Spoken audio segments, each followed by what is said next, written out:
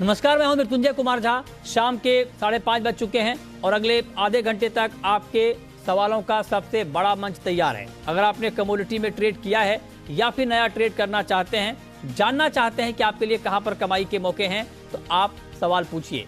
Number आप note कर लें 02223001634। इसके अलावा आप 02223001635 पर भी अपना सवाल पूछ सकते हैं।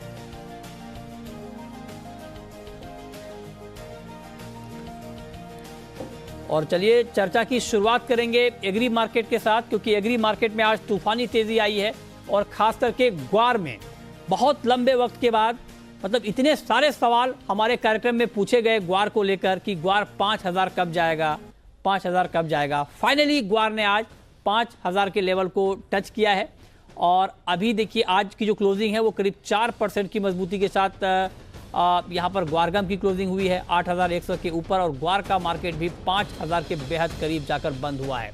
हमारे साथ बातचीत करने के लिए पुखराज चोपड़ा हैं, एग्री मार्केट के जाने माने एक्सपर्ट। हमारे साथ अजय केडिया हैं, केडिया कमोडिटी के, और प्रथमेश माल्या हैं, एंजल ब्रोकिंग के। आप तीनों का बहुत स्वागत है। पुखराज जी, पहले तो आपको बधाई, और इनफैक्ट आपसे भी ये सवाल बहुत पूछा गया कि 5000 ग्वार कब जाएगा, और बहुत लंबे वक्त के बाद, लंबे इंतजार के बाद मार्केट वहां तक पहुंचा है। पहला रिएक्शन आपका क्या होगा? मृत्युंजय जी, पिछले 2 साल से टीवी पे हमेशा आपसे लोगों को सवाल पूछते सुना है, लोग आपसे पूछते हैं ये 5000 कब होगा। 2 साल से एक सवाल बहुत ज्यादा पूछा गया, ठीक बात, और ये लगातार सवाल बना रहा कि 5000 कब होगा। आखिरकार वो बात पूरी हुई कि आज 5000 रुपये हो गया। ये खुशी की बात है। ठीक ठीक बात है। और तो आप बताएं सर, 5000 के बाद का सफर अब कैसा होने वाला है? देखिए, 5000 के बाद का सफर भी जैसा मैंने आपको पहले बताया था कि जिस तरह से सूखा चलेगा और बारिशें नहीं आएगी, उस तरह से धीरे धीरे फंडामेंटल तो ये बोलता है कि बढ़ता जाएगा।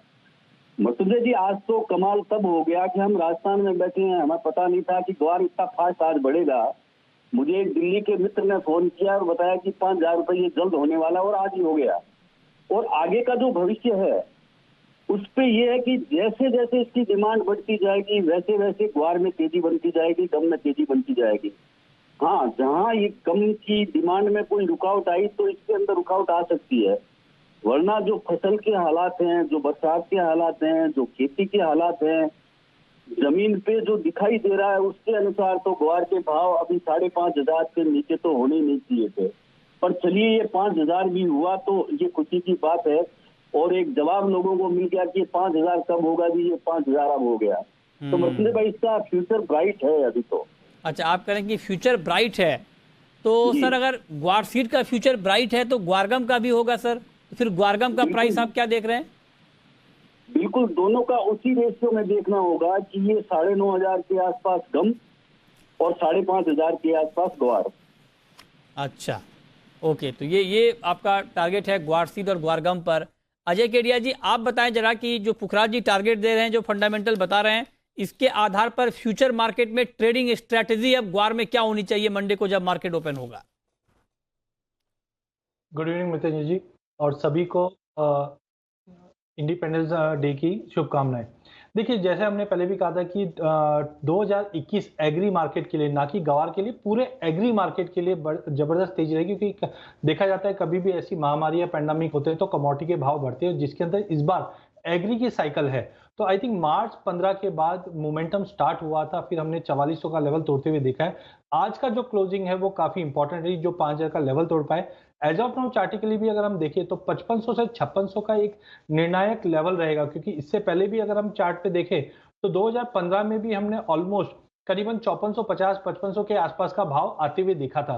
तो I think immediate short period में मुझे लगता है कि ये 5400-5500 का लेवल है। और जैसे पुखराज जी ने भी कहा है कि अब डिमांड जैसे से इंप्रूव हो रही है ग्लोबल मार्केट में, कल जॉय बिदेन टीम से भी एक स्टेटमेंट आया था कि प्रोडक्शन बढ़ाना चाहिए। तो सेल की उत्पादन अगर बढ़ती है और जिस ढंग से क्रूड के भाव तेज है, तो हो सकता है प्राइजेस 6000 के करीब जाने की पूरी कोशिश करेगा। बट ध्यान रखिए, ये जो तेजी है ये 12 से 15 सितंबर तक की ही तेजी है। अच्छा, उसके बाद मार्केट एक करेक्शन लेगा।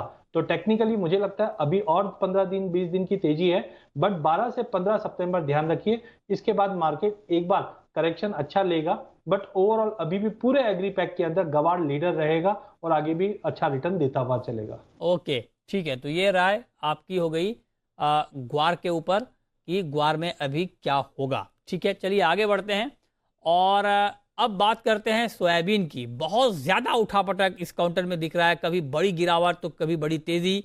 आज ही मार्केट देखिए कि इंट्राडे में 4% से ज़्यादा सोयाबीन का भाव टूट चुका था, उसके बाद एक शार्प रिकवरी आई और फाइनली जो सोयाबीन का प्राइस है वो हरे निशान में बंद हुआ 38 रुपए की मजबूती के साथ।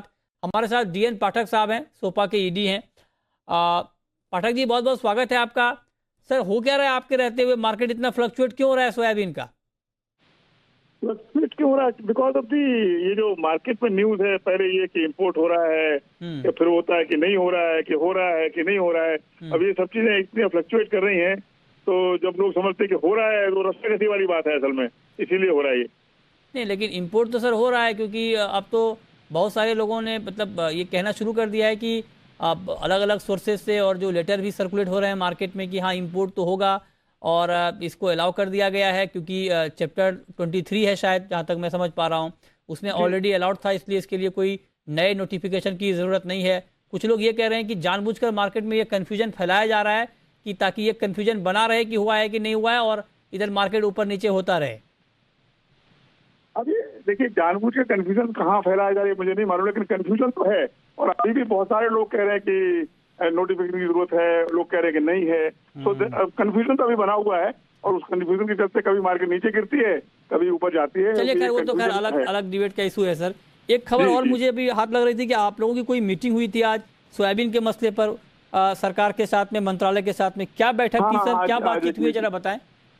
वो मीटिंग एक्चुअली जो सोयाबीन के एस्टिमेट्स हैं, हाँ, वो इतने ज्यादा वेरीड हैं। जैसे FCA ने बोला 92 लाख टन है, हमने बोला 105 है, हाँ, सरकार बोलती है 129 है, स्टेट में कोई बोलता है 75 है। तो सरकार बड़ी कंसर्न है। तो उन्होंने एक मीटिंग बुलाई थी ये पता करने के लिए कि मेथोडोलॉजी हम लोग क्या इस्तेमाल करते हैं, कहाँ से लेके आते हैं ये नंबर। हाँ, तो उस पर मीटिंग थी, मैं था, बीबी मेहता साहब थे, हाँ, और एग्रीवास के एक साहब थे उसमें मीटिंग में। अच्छा। और ministry of consumer food affair, food production, food वाले और एग्रीकल्चर वाले लोग थे, ज्वाइंट सेक्रेटरी दो। अच्छा, तो क्या तय हुआ सर फाइनली? फाइनली ये उनका ये मानना था कि ये जो बहुत सारे नंबर लोग देते हैं, सिर्फ ये कह के कि हम ऑफिस में बैठे हैं, हमने यहाँ से बात कर ली, वहां से बात कर ली और ट्रेडर से बात की, ये सब नहीं करना चाहिए। अच्छा। इससे बहुत तरह के गलत तरह के क्यूज मार्केट में जाते हैं। अच्छा। और कंफ्यूजन पैदा होता है। हाँ। हमको जो उन्होंने कहा उससे मैं बड़ा खुश हूँ कि मोर और लेस जो हमारी मेथोडोलॉजी है, अच्छा, वही सबसे ज्यादा रिलायबल है, क्योंकि हम इतना बृहद सर्वे करते हैं, लोगों को भेज के फील्ड में जाते हैं। अच्छा। इतने सारे किसान हमसे जुड़े हुए हैं। हाँ। तो उन्होंने कहा कि ठीक है आप करते हैं, और जैसे करते हैं साथ में बैठ के एक बात भी करते हैं कि ऐसा कैसे हो कि सरकार का एस्टिमेट और जो ट्रेड करता है वो एज नियर एज पॉसिबल जो है पास में आ जाए। तो मैंने बोला ठीक है, हम ये डिस्कस करेंगे, क्योंकि सरकार के एस्टिमेट हमें थोड़ा ज्यादा होता है। नहीं, लेकिन आप जो करते हैं सर, आपका जो सर्वे होता है, आप कह रहे हैं कि सरकार ने कहा कि आपका ठीक है, मतलब आपका अच्छा होता है। उन्होंने बोला कि आपका मेथोडोलॉजी जो है, हाँ, वो ठीक है, मोर और लेस सबसे ज्यादा अच्छी हमारी ही है, सबसे ज्यादा बृहद हम ही करते हैं। नहीं, तो सबसे अच्छा अगर आप करते हैं तो आपका भी आंकड़ा तो सरकार के आंकड़ों से अलग होता है, फिर होता है ना। तो इसी मीटिंग तो इसीलिए थी कि ये आंकड़े इतने अलग होते क्यों हैं। अच्छा। क्या सरकार के मेथोडोलॉजी में कुछ चेंज करने की जरूरत है, या कहीं पे कोई डेटा सोर्स गलत होता है। अच्छा। तो वही उसी के लिए मीटिंग थी। तो एक बार बताएं कि ठीक है, ये तो मान लीजिए पता नहीं कब तय होगा, लेकिन इस बार का जो उत्पादन का फिगर है उस पर कोई सहमति बन रही है क्या? इस बार कितना हो रहा है प्रोडक्शन? उस पर सहमति कहाँ बनेगी? सरकार ने तो अपना 129 लाख बता दिया। अच्छा। हम अभी 104.5 पे टिके हुए हैं। अच्छा, तो आप रिवाइज करेंगे क्या? FCA बोलते हैं 92 लाख टन है। आप रिवाइज करेंगे क्या उत्पादन का फिगर? सवाल नहीं अभी गलत सवाल है। गलत नहीं है सर, सवाल सही है, जवाब देना नहीं चाह रहे हैं आप? नहीं, जवाब देना चाह रहा हूँ।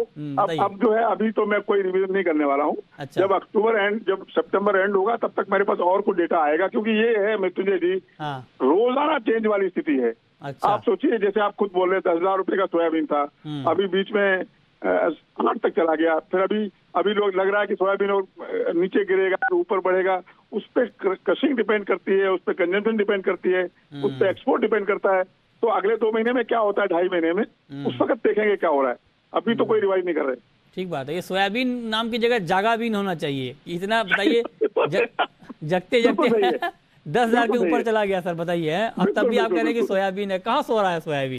जागाबीन है बिल्कुल। हाँ ठीक बात है। चलिए, बहुत शुक्रिया पाठक जी आपका हमारे साथ जुड़ने के लिए और सोयाबीन पर अपनी बात रखने के लिए। अब जरा बताएं कि सोयाबीन में जो हुआ है अजय केडिया जी, फंडामेंटल पे हम नहीं जाते हैं, उस पर अलग अलग तरह की बातें हो रही हैं। आप जरा बताएं कि ट्रेडर को अभी सोयाबीन से क्या दूर ही रहना चाहिए, क्या बहुत ज्यादा फ्लक्चुएशन है मार्केट में? देखिए, दो चीज है। अगर हम टेक्निकल पहले देखें तो सबसे पहले फंडामेंटल थोड़ा लेना पड़ता है। तो हम देखें, जैसे पहले था शेयर आया, तो गवर्नमेंट के जो एक्शन थे वो आ चुका है। तो आई डोंट थिंक कि अब कोई ऐसा मेजर फॉल बैक लग रहा है। टेक्निकली मार्केट काफी ज्यादा सीवियरली ओवरबॉट था। अगस्त 1 तारीख से टाइम फिबोनाची के हिसाब से टाइम जोन चेंज हुआ है, जिसकी वजह से मंदी का रुख चल रहा है। तो टाइमिंग मुझे लगता है कि प्राइजेस जब तक 6,900 का लेवल, इससे पहले हमने ये लेवल देखा था जुलाई में 7 जुलाई को, जब तक ये लेवल 6,900 का लेवल ब्रीच नहीं करता है, मुझे लगता है प्राइजेस में फिर से तेजी का एक उबाल रह सकता है। बिकॉज अभी भी अनसर्टेनिटी हाजिर मार्केट में बना हुआ है, लेकिन अपसाइड लिमिटेड रहेगा। That could be near to 84-8500। But ध्यान रखिए, आगे प्रोडक्शन अच्छा रहना है। 6,900 का लेवल ब्रीच करने पे हम फिर से मार्केट में मंदी देखेंगे। तो ओवरऑल सेल ऑन रैली का ही सिनेरियो रहेगा। बट वॉलेटिलिटी आप पकड़ के चलिए, जैसे आप बता रहे कि सोया की जगह पे इसको जगा हुआ नाम देना चाहिए, वैसा ही मूवमेंट रहेगा, जो ऊपर में करीबन 85-8600 का भी लेवल फिर से रीगेन कर सकता है। ठीक बात है। चलिए, अब बात करते हैं, ठीक है, ये तो बात हो गई एग्री मार्केट की, ग्वार की, सोयाबीन की। अब हम बात करते हैं बुलियन मार्केट की, सोने और चांदी की। प्रथमेश माल्या जी, आप बताएं, हफ्ते का आखिरी कारोबारी दिन है, सोने चांदी में क्या ट्रेड लेना चाहिए? Good evening Nitin ji. मेरे ख्याल से अगर आज के लिए ट्रेड कुछ करना है, दोनों काउंटर में भी काफ़ी अच्छी गिरावट आई है पिछले कुछ ट्रेडिंग सेशंस में। मेरे ख्याल से अगर आज के लिए कुछ करना है तो इन दोनों काउंटर में बाई करना चाहिए। मेरे ख्याल से निकल रहेगा अक्टूबर बाय द 46,560, स्टॉप लॉस रहेगा 46,390 का, टारगेट रहेगा 46,900। वैसे ही सिल्वर में भी बाई करने की सलाह रहेगी 62,300 पर, स्टॉप लॉस रहेगा 61,700, ऊपर में टारगेट रहेंगे 63,500। मेरे ख्याल से दोनों ही काउंटर में पॉसिबल उछाल देखने को मिल सकता है आज के ट्रेडिंग सेशन में और कंटिन्यूड फॉर मंडे। ठीक है, अब शुरू करते हैं सवाल और जवाब। पहला सवाल है राजेंद्र का, पूछिए राजेंद्र जी। मैंने 5400 भाव में सितंबर के चने ले रहे थे 2 लाख, अब मेरे को क्या करना चाहिए? बताइए अजय जी, चना इन्होंने लिया है, क्या करना चाहिए अभी इनको? देखिए, मुझे लगता है चने के फंडामेंटल वैसे मजबूत है, लेकिन जिस दिन से हमने पहले भी कहा था कि गवर्नमेंट एक्शन अगर कुछ भी होता है तो ये काउंटर को थोड़ा एक नर्वसनेस दिखाई देगा। नो डाउट आज सभी एग्री के साथ चना भी रिकवर हुआ है। पॉसिबिलिटी है इनको 5180 या 5152 के बीच में मिलता है तो बेटर निकल जाए। ओवरऑल मुझे लगता है अगले 2-3 महीनों के अंदर वापस कोई ऐसी बड़ी तेजी नहीं लग रही, बिकॉज गवर्नमेंट एक्शन कंटिन्यू है। बट शॉर्ट टर्म में 50-100 वापस एक बार रीगेन कर सकता है सितंबर तक या सितंबर फर्स्ट वीक तक, बट इसके बियॉन्ड मार्केट सस्टेन करता हुआ नहीं दिखाई दे रहा है। ओके, अगला सवाल है योगेश का, पूछिए योगेश। सर मेरे पास मेहनता ऑयल के 2 लॉट है फिजिकल पे 1300 रुपए के प्राइस पर। तो सर करीब 2 साल से तो मैंने होल्ड किया रखा है और सब प्राइस नहीं आ रहा मेरा, तो कब तक प्राइस आने को आ सकता है? अच्छा, बताइए अजय जी, मेंथा में क्या करना चाहिए इनको अभी?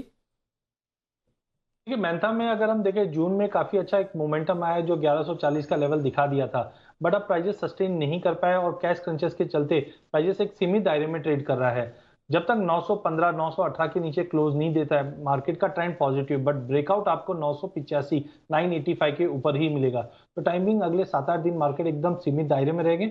इनका लॉन्ग टर्म व्यू है तो बेटर वेट कीजिए। दिसंबर तक हमें उम्मीद है कि 1150 से 1200 तक का रेंज एक बार फिर से दिखा देगा, जिस ढंग से इंडस्ट्रियल डिमांड धीरे धीरे इंप्रूव होने की उम्मीद है। ओके, ठीक है, ये राय आपकी है। अगला सवाल है कृष्णा का, एमपी से हैं हमारे साथ, पूछिए कृष्णा जी। सर 7800 में मैंने ये सितंबर का धनिया बाय कर रखा, तो क्या करना चाहिए? 7100 में आपने बाय किया है सितंबर का, अभी मार्केट है 7350 के ऊपर आज क्लोज हुआ है। बताइए अजय जी, अभी और रुकें या मंडे को अगर इसी रेंज में मार्केट ओपन हो तो प्रॉफिट बुक कर लें? देखिए, एग्री कमोडिटी में सबसे इंपॉर्टेंट होता है इनका टाइम फ्रेम, कितना टाइम फ्रेम ये रख सकते हैं। तो टाइमिंग मैं पकड़ के चलता हूँ थोड़ा मीडियम व्यू, कि जिस ढंग से हमने धनिये में, हल्दी में और जीरे के अंदर एक कंसोलिडेशन देखा, अब ये सितंबर मंथ से ब्रेकआउट पे तैयार है। As of now immediate target तो 76-7650 का रहेगा, बट ध्यान रखिए धनिया अगर 7650 या 7700 के ऊपर निकलता है तो डायरेक्टली आप 8200 से 8500 का लेवल सितंबर मिड से एंड तक देख पाएंगे, जैसे जैसे डिमांड इंप्रूव हो रही है। तो बिल्कुल 71 का भाव काफी अच्छा है, इनको बने रहना चाहिए।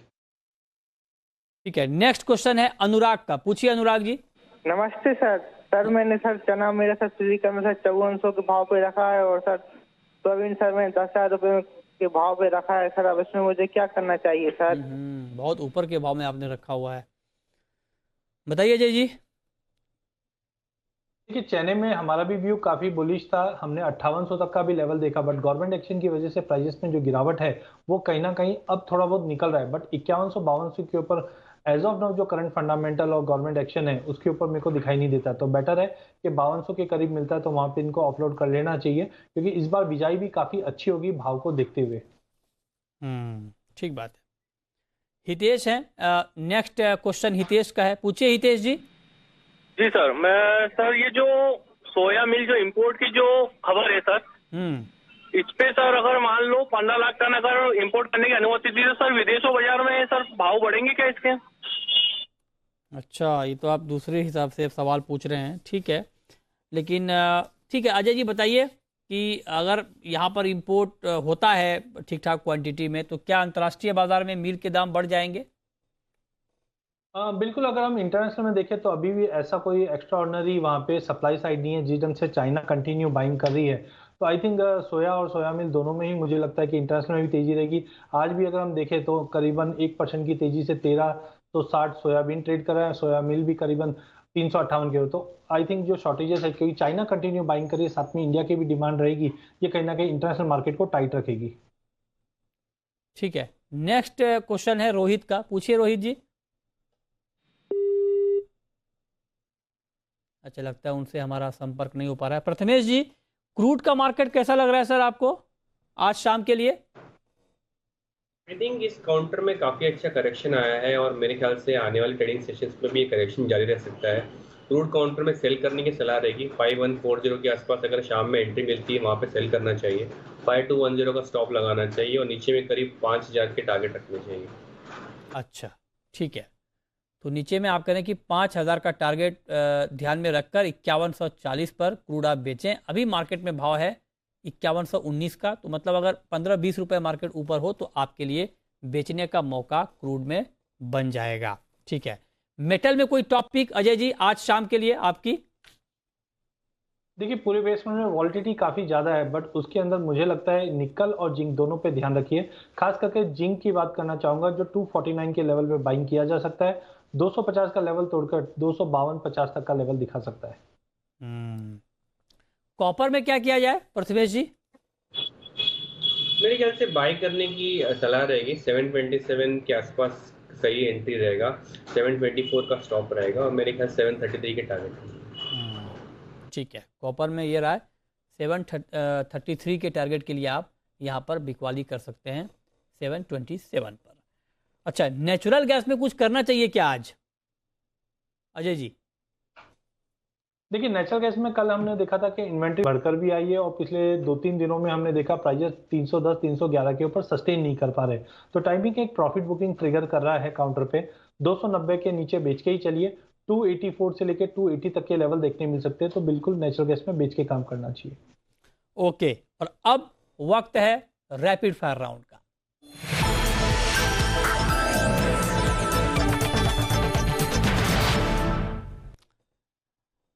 अजय जी आपकी पहली rapid fire call. Vijay ji मुझे लगता है बेस मेटल में निकल काफी अच्छा काउंटर है। जिस तरह से रिकवरी आई आउटपुट शॉर्टेज गए तो 1485 पे निकल को बाय कीजिए, 1472 का स्टॉप लॉस रखिए, 1510 तक का लेवल देखने में मिल जाएगा। आपकी कॉल प्रथमेश जी। ख्याल से कॉपर में बाय करना चाहिए। 727 एंट्री पॉइंट रहेगा, 724 स्टॉप रहेगा, टारगेट 733 के लिए रहेगा। आपकी आखिरी call Ajay ji. Base metal में से मुझे लगता है कि जिंक में भी काफी अच्छा मोमेंटम बना हुआ है। 249 पे बाय कीजिए, 47 का स्टॉप लॉस रखिए, 250 का टारगेट देखने मिल जाएगा। ओके, बहुत शुक्रिया अजय जी आपका और प्रथमेश जी आपका हमारे साथ जुड़ने के लिए, बताने के लिए कहां पर कमाई के मौके बनेंगे।